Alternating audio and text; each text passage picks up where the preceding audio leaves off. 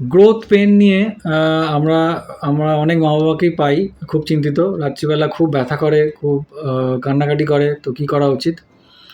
আমাদের বুঝতে হবে যে বাচ্চারা যখন বড় হয় তখন হাড়গুলো বড় হয়, তো তখন একটা গ্রোথ পেন হয়, সেটা নর্মাল ব্যাপার। কিন্তু গ্রোথ পেনের ক্যারেক্টারিস্টিক্স হচ্ছে সারাদিন সে লাফিয়ে ঝাঁপিয়ে বেড়াবে, সারাদিন একবারও বলবে না পায়ে ব্যথা হচ্ছে।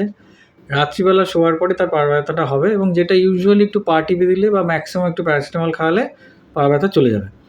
এই জিনিসটা যদি হয় তাহলে এটা গ্রোথ পেন। কিন্তু এছাড়া যদি অন্য কিছু হয়, দিনের বেলাও ব্যথা আছে, দৌড়াদৌড়ি ঝাঁপাঝাঁপি করছে না, ব্যথা ব্যথা বলছে, রাত্রিবেলা শোয়ার সময় আপনি দেখছেন যে যে জায়গাটা ব্যথা বলছে সে জায়গাটা গরম হয়ে আছে, লাল হয়ে আছে, ব্যথাটা জয়েন্টের মধ্যে বলছে, নি জয়েন্টে বা অ্যাঙ্কেল জয়েন্টের ভেতরে বলছে, কাফ মাসেলে বলছে না, হাড়ে বলছে না, জয়েন্টে বলছে, সেক্ষেত্রে কিন্তু আমাদের একটু সতর্ক হতে হবে। এটা মেবি গ্রোথ পেন নাও হতে পারে।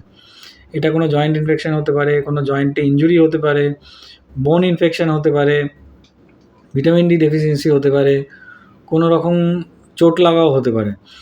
তো গ্রোথ পেন হচ্ছে রাত্রিবেলা হবে, দিনের বেলা অ্যাবসোলুটলি নর্মাল, একবারও বলবে না পা ব্যথা হচ্ছে, সারাক্ষণ দৌড়াচ্ছে, লাফাচ্ছে, ঝাঁপাচ্ছে, কিচ্ছু অসুবিধা নেই, শুধু রাত্রিবেলা প্রবলেম।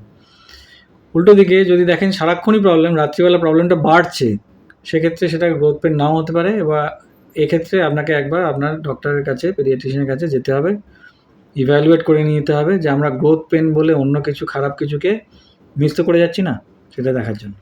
Thank you.